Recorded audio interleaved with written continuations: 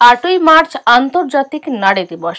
সেই উপলক্ষে জেলার বিভিন্ন স্থানে নানান কর্মসূচির মাধ্যমে পালনের খবর পাওয়া যায়। সেরূপ জেলার সদর সিউড়িতেও আন্তর্জাতিক নারী দিবস উদযাপন কমিটি 2025-এর পক্ষ থেকে সম্মাননা প্রদান, প্যানেল ডিসকাশন, সাংস্কৃতিক অনুষ্ঠান এবং পুতুল নাচ প্রদর্শিত হয়।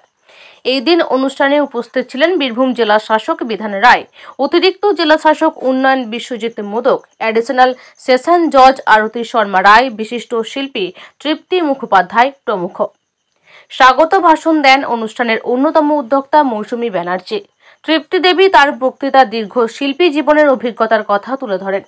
দ্বিতীয় পর্বে প্যানেল ডিসকাশনের আয়োজন করা হয়। এই পর্বে অংশগ্রহণ করেন জেলা আদালতের বিচারক সমতা দাস, নারী ও শিশু কল্যাণ আধিকারিক ব্রততী বিশ্বাস, রাষ্ট্রপতি পুরস্কারপ্রাপ্ত শিল্পী তৃপ্তি মুখার্জি এবং বিশ্বভারতী বিশ্ববিদ্যালয়ের প্রফেসর গীতকণী মহাশয়া। কম বয়সে বিয়ের ক্ষেত্রে জেলার উদ্বেগজনক পরিস্থিতির কথা উঠে আসে এদিন আলোচ্য প্রসঙ্গ টেনে। কম বয়সে বিয়ে রোধ করার ক্ষেত্রে অভিভাবকদের আরও বেশি করে সচেতন হওয়ার জন্য নানান উপস্থিত অতিথিবর্গ। রিটেক। কম বয়সে বিয়ে রোধ করার ক্ষেত্রে অভিভাবকদের আরো বেশি করে সচেতন হওয়ার কথা জানান উপস্থিত অতিথিবর্গ। শেখানো যায় তাহলে কিন্তু সেই ডিসিপ্লিনের বাইরে বা বাবা মায়ের বাইরে ছেলেমেয়েরা কখনোই যাবে না। তো আমি বলবো সর্বপ্রথম যে আজকালকার আমি যেটা দেখছি, বাবা মাকে যা বলছে সেটাই দিতে হবে, এখনই মোবাইল দিতে হবে তো এখনই মোবাইল দিতে হবে। যে কিছু যে সমস্ত পোশাক আশাক যেগুলো ছোট থেকেই পড়ানো উচিত নয়, যেগুলো অভ্যস্ত হয়ে যায় এবং অভ্যস্তর পরে সেগুলো বড়তেও পড়তে থাকে।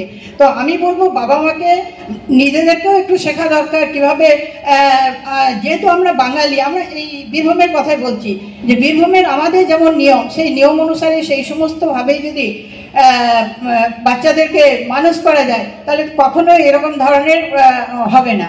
সেটা অন্তত আমার দিক দিয়ে আমি বলছি। সেই সঙ্গে আমি ছোট থেকে ওই সমস্ত দেখতে দেখতে আমি খুব ভালো কাজ করতে শিখতে পারি। স্কুলে খুব নাম করেছিলাম, আমি কলেজেও খুব নাম করেছি এই ব্যাপারটা নিয়ে। তবে কলেজে পড়াশোনা হয়েছে আমার বিয়ের অনেক পরে। আমি মাধ্যমিক পাস যখন করেছি আমার ছোট বয়সে বিয়ে হয়ে যায়। বিয়ে হয়ে যাওয়ার পরে আমার এখন সেটা বলতে খারাপ লাগছে, কিন্তু বলছি আমার 16 বছর আমার বাচ্চা হয়। তারপরে আমি সেই সময় আমি মাধ্যমিক পরীক্ষা আগে দিই, তারপরে এইচএস করি, তারপর গ্র্যাজুয়েশন করি। তার সঙ্গে সেলাইটাকেও আমি করি। সেলাইটা করতে করতে একদিন দেখলাম যে এটা একটা আমি ব্যবসা হিসাবে নিতে পারি। সেই সঙ্গে আমার হাজব্যান্ড আমাকে খুব সাহায্য করেছিলেন। তো আমি এইটাকে খুব ভালো ব্যবসা জায়গায় নিয়ে গেছিলাম।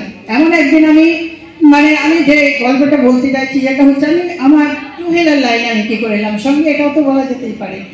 তো আমি গেলাম